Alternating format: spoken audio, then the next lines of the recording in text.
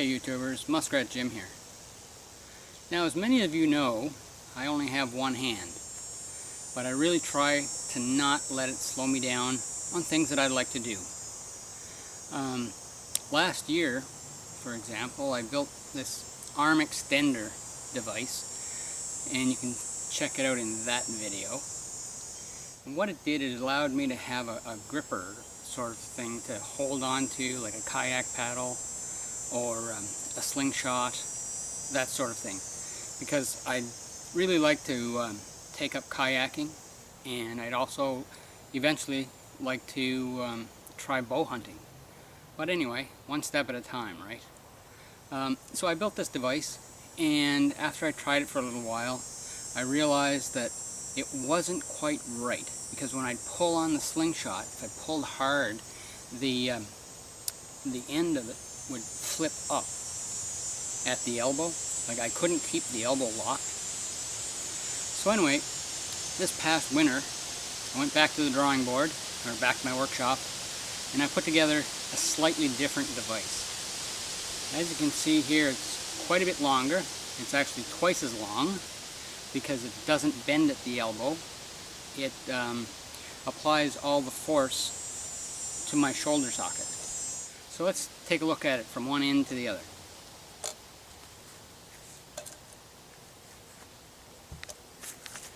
Okay, at the top end, I've got this Y shape, and that's from a broken handle from a snow shovel. What I did is I cut the handle part off, the part that goes here on the D side here, for like a D handle. I cut that off, and then I stretched this out a little bit. Now, it already had holes in the handle here that I could put a strap on. So this strap will allow me to get a pretty good fit over my shoulder. Now, working down, again, I've used that threaded 1/2-inch bar and a soup can. Actually, I think that's a can of sliced pineapple. And the can is attached with these copper straps, which are riveted into the can. Now, I also have this black Velcro strap around here. It's just basically to reduce the stress that's on the rivets. And if you take a look inside the can, you can see the little rivet nubs there, right there, and down at the bottom as well. Continuing down the shaft, we have a coupler here. The reason I put a coupler in here is so that I could take it apart into 2 pieces and pack it into my backpack, because this is actually kind of long. Now on to the business end, where the Slingshot is. I've got one of those wrist rockets. It's a Marksman. I picked it up at Canadian Tire for, I don't know, 16 bucks or something. Anyway, what I did is I drilled a 1/2-inch hole clear through the handle so that I could put the rod through it and then attach it securely with 2 nuts, one on either end. Now, unlike my other unit, where I put in some padding and a part of a pop bottle or whatnot to fit over my stump, this one, the can is empty. And the reason why is because there's no real force or no real pressure being applied to the end of my stump. My arm is just going up and down just to aim it, and all the force is being applied underneath my shoulder. And for comfort, all I'm doing is wearing a sock on my arm. Now, the strap has a couple of rings here so that I can tighten it. So, like today, for example, I'm just wearing a shirt. I can get a snug fit today just by pulling that up. And then if it's in the winter and I'm wearing like a heavy parka or something, I can still use a Slingshot. Now, for ammunition, I went to the dollar store and picked up a bunch of, they're not even called marbles. They're the same size as marbles, but they're called glass balls. And I think it was like $1.50 for a bag of 70. Now for targets, all I did was take a plain sheet of loose leaf and just drew crosshairs on it. And what I do is I hang this on a cardboard box. So, shall we do some target practice? Let's go. So I just taped that paper target on the mouth of that large cardboard box, and it works quite well. It keeps a lot of my marbles all in one place, so I don't have to run all over the yard for them. Well, some people say I've already lost my marbles, but anyway, the box helps me, it helps me keep my marbles. So I'm going to count off 8 paces from the target, and that'll give me about 8 yards or 8 meters. I figure 8 yards is about as far away as I'm going to be if I'm ever going to be hunting any live game.